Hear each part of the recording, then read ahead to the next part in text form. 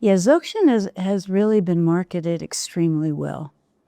And it's from the perspective of promotion, it's then something that everybody thinks, well, it's the creme de la creme, the best of the best, the superior people practice Dzogchen, when in fact it's a matter of karmic connection.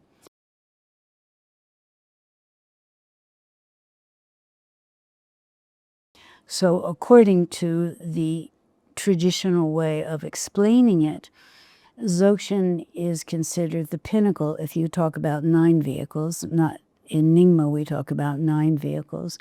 So it's the inner Tantra, Mahā'anu, and Ati. It's Ati Yoga. And it's based on every other of the yanas. So it's not like you just extract Dzogchen, which has been given, non-conceptual, you don't do anything, and that's kind of your practice. No, you have the Theravada, the Mahayana, the outer and the inner tantras. All of that is one sitting of a Dzogchen practice. So in Nyingma, you are introduced by your teacher. Everything is in Vajrayana, the basis is your teacher. So the teacher introduces you to your own mind, which has a lot of names. It's called Rigpa, Tathagata Garbha, Buddha nature, but that's the intrinsic awareness that all of us possess. Not only do they introduce you, the famous pointing out instruction means you recognize. And based on that recognition, then you train. So the ground, path, and fruition, or as Mepam Rinpoche says, like drawing 3 lines in the sky. So one practices awareness, but recognized awareness, not this dull kind of vacant state. You start out and people really don't like to hear that because they have this idea that you pluck out the non-conceptual state and there's nothing to do. And yes, it's true, there's nothing to do, but that's when you have reached the fruition. There's the ground of the great perfection, which is Buddha nature, which is Rigpa, but we're on the path. We're not at the fruition. You can't skip the grades. People like to think that, from a past life, I'm exalted and I'm superior because, as I said, the marketing has made it that only superior people practice Dzogchen. Well, there aren't that many superior people. And I think that's, again, being honest with ourselves.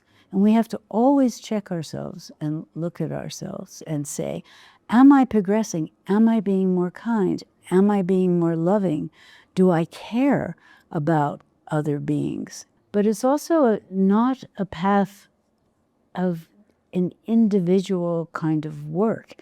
It's not just that you're going to practice it 10 minutes a day and you're going to get buffed up and you're going to feel good. It's not a feel-good path. It's a path that we enter in with the full knowledge, again, building on giving up negative actions, working within the Mahayana, which is the aspiration and the application of the great bodhicitta, or really trying to benefit beings. So unless one is willing to accept those two, then to go into higher practices, Mahamudra, Madhyamaka, Dzogchen, there's going to be difficulties on the path. It's not going to go that well. So on the path, it starts out with the 4 mind changings. So it's precious human body, and that has favorable conditions and qualities which come together. I think there's 18 freedoms and favors is what it's usually translated as. Then the second one is, of course, the impermanence. And impermanence is one of the things that, is kind of the most uninteresting topic, but it's extremely important to really take to heart. And there's lots of different exercises and contemplations. It's very well expressed in Patrul Rinpoche's Words of My Perfect Teacher extensively. Also, we've done a book called The Great Gate There's so many books on the preliminaries. The third one is karma, cause and effect. So avoiding the 10 negative actions, doing the 10 positive actions, not to kill, not to steal, not to lie, harsh talk, divisive talk, idle gossip, covetous, ill will, wrong view. I hope a sexual misconduct I left out. So those are pretty obvious. And then there's the sufferings of samsara, which is pretty hard for Western people to kind of get behind because, okay, we don't really see the hell realms. We don't see the hungry ghost realms. We see the animal realms. We see the human realms. We don't see the jealous God realm, the God realms. So there's a couple of skillful ways that this is presented. Trungpa Rinpoche presented it as states of mind. So a hell realm is anger, and there's several different ways of looking. There's that hot anger where you're just, people say, I see red, that, or that cold, calculated anger that you would think that a contract killer probably has, that icy steel of a knife or something like that. And that's a state of mind. Jealousy is a state of mind. We can all relate to it if we look at it that way. And so is desire. I don't like to use the word desire for the human as much as manipulating, trying to control and manipulate things. There's pride. I mean, look at pride. Look at all the narcissists that exist these days. And there's also was a way that one of my teachers, Adi Rinpoche, his teacher had them enact those realms. And you'd be surprised how actually when you read what those experiences are and really take it as something as an activity, that one doesn't see this as, let me get through this to the next more exciting part. So that is the 4 mind changings. So a daily practice, it's quite important. And then the usual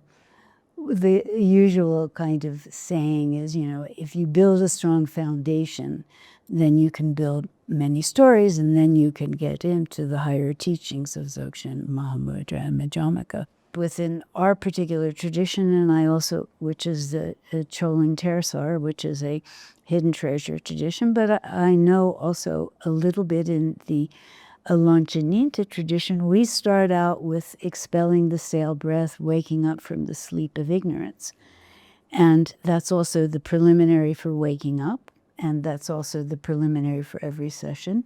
And then as you progress along the path, you do your preliminary practices, but you don't stop doing your preliminary practices.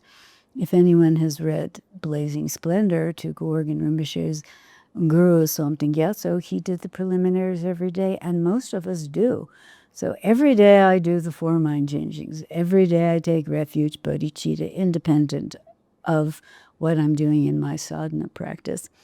And every day I go through Vajrasattva mandala offering, not with the rice, but reciting that, and Guru Yoga. And that's the key to Dzogchen practice, is the Guru Yoga practice. So it is often said that the Guru Yoga practice within the preliminaries is more profound than the main practice, being the different deity yogas, because that's what we're connecting with. We're connecting with our wisdom mind, our wisdom essence, and our Guru's wisdom essence. And by continually taking the 4 empowerments and practicing that way, there is going to be some sign of mingling. It's kind of funny because I'm doing a book of Tulku Organ Rinpoche, the last book of Tulku Organ Rinpoche. I've done quite a few of his, and it's called the Dzogchen Practitioner's Daily Practice Book. And so I would say to friends like, well, actually it's a daily practice book, so it's just going to be bound with blank pages, which is a joke, because there's instructions and then the actual practice. And this is for someone who has very little time, but still, you still have to go through the path. It's just a matter of how long you're going to take. So, of course, you have to start even in this daily practice, you start exactly as I said, with if you want to do the dispelling the sleep of ignorance, fine when you wake up, then a very short preliminary, then also a very short sadhana practice, but then also we make offerings to the Dharmapalas. There are a lot of, particularly when we practice Dzogchen, we have, of course, Egrajati, who we have to make offering every single day or as much as we can. Then I give complementary practices in that particular, which could be POA, which could be Chi practice, the kind of feeding practice, another translation of it, and anything else that someone wants to do, other more extensive sadhana. But just that much in the, in the interior of this book, one pretty much has to do every day. Things are so much different now. And in the past, people would be discouraged from shopping around. I think these days it's very important to shop around. First of all, one has to make the wish, make the aspiration to meet a teacher. And that's not always that easy. So fortunately, on YouTube, you can see probably every single available teacher. But available is not exactly that true, but you can see what they are like. And then you have to really build your own self-confidence that one makes the wish, makes the aspiration to meet the teacher, to follow the path, and then also to research. Because the downside of Vajrayana is that it's the classic snake in the bamboo tube. So once you commit to a teacher, once you commit to the path, there's only up or down. So before anyone makes that commitment, I would highly recommend that they research and see what speaks to them. And it doesn't have to be Dzogchen. There's 9 different yanas.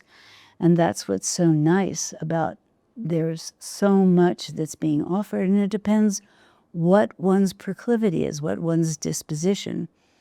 And I think it's knowing oneself and trusting oneself combined with making prayers and aspirations, which also we think as Buddhists, not we think, it's been proven that great places like the Buddhist stupa, like Bodh Gaya, that if you go to those kind of places and make wishes, that you can enter the path. So study, there's so many books now, so many great translators, so many translations, so many videos on YouTube. There's everything that someone needs to prepare oneself.